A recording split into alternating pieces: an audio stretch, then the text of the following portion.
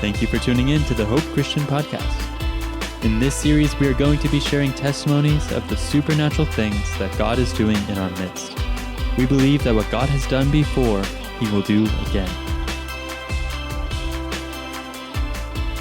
Hello everyone, my name is Seth Thomas. Today we're going to dive into a story of a friend of mine who was living a life that did not fulfill him.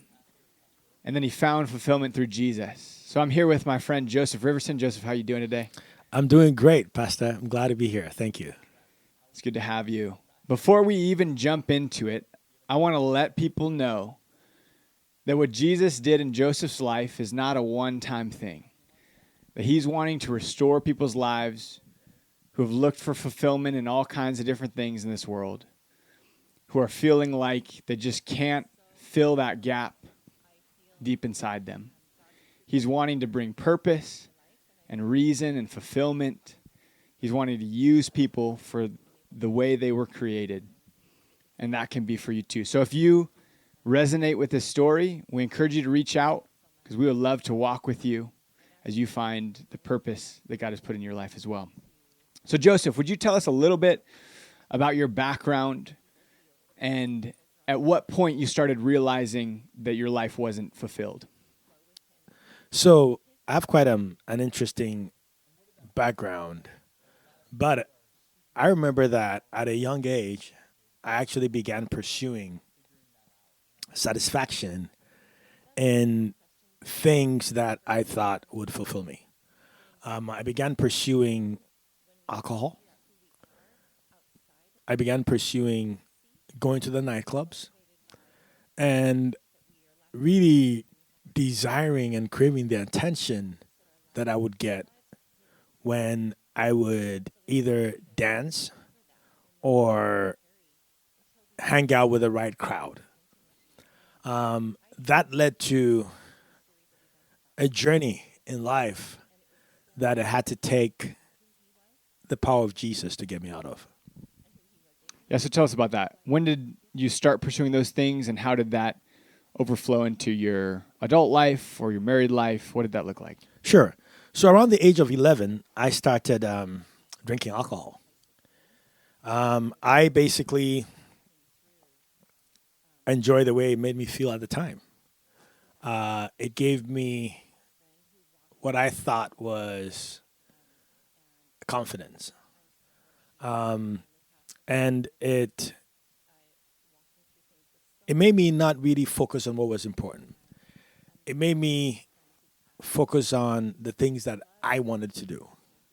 And it made me not care. That is the word I want to use. It made me not really care about anything else except what was right in front of me. And that was me, Joseph. So around 11, I started drinking. That led to going to nightclubs. Around that age, I remember prior to that, I would see people smoking cigarettes.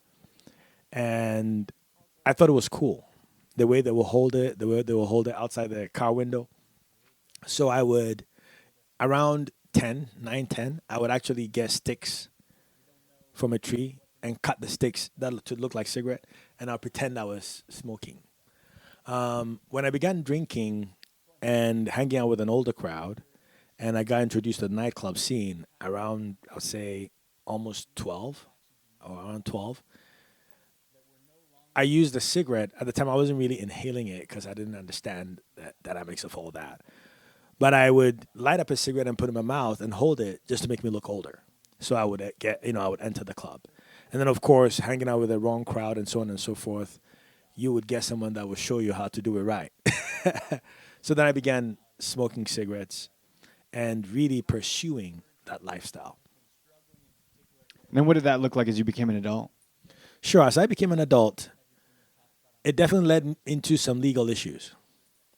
Led into some DUIs, which by God's grace, it basically, I found mercy, and they were dropped to, driving infractions, more or less. But those legal issues were to serve as a wake-up call. But I think by that point, I had gotten so deep into it that I would find ways to still satisfy the cravings. The thing about alcohol and that type of lifestyle is, over the years, without moderating, I wouldn't even use the word moderate, that consistent behavior progresses, right? That consistent behavior progresses. And over time, I began to desire more and more and more and more and more to get that fulfillment. Years later, I realized there was an empty void that I was trying to fulfill, an empty void that only Jesus has been able to fill. So without being able to fulfill that, I kept more brands, different nightclubs, different crowds, and so on and so forth. One thing that I am thankful for is that I believe that God kept me from the promiscuous aspect of that type of lifestyle. But I loved the attention that being in the nightclub would get. I was a guy that would go out by myself and meet people there and make friends there and go to the after parties and so on and so forth. Obviously, as I grew up, it was no longer alcohol. I began to experiment with some of these other, what they call party drugs. And I thank God that, I didn't really get addicted to those, because alcohol was like the one thing that I enjoyed. That began to mess up my life. The legal issues, if they were not enough, it began to affect my marriage. I got married in 2009. And in the first couple of years, I basically was still off and on that lifestyle. I remember I would get a taxi at the time from Covington all the way to Seattle, have the taxi wait for me so I could party in the club, drinking, and then I'll go back home. And obviously, I thank God that I always go back home, because that promiscuous part wasn't it. But it was just the desire of getting dressed and going out was what I was pursuing. So then at what point did you realize that this escalating desire for more was just never going to end? At what point did you realize that you weren't going to find fulfillment in all that? And Sure. What changed? I would say after about a year and a half into marriage, I had began to sort of taper down the going out, but I was now drinking at home. And I was drinking quite a lot. Sometimes staying up all night, sleeping for 2 hours, waking up and doing it all over again. That began to affect, obviously, the home life. Around that time, my wife began to pray for me. She really began to intercede for me. And basically, that was when I began to see some change. In 2011, this was 2 years after being married, I had a situation where I came to the decision that, I can't live life like this any longer, and I need help. It wasn't just for me. It was I had a baby coming on the way, and I had to make some changes. So I remember walking into Valley Medical Center in Renton. Walked in there. My neighbor's son took me there. And I checked in, and I was like, hey, I need some help.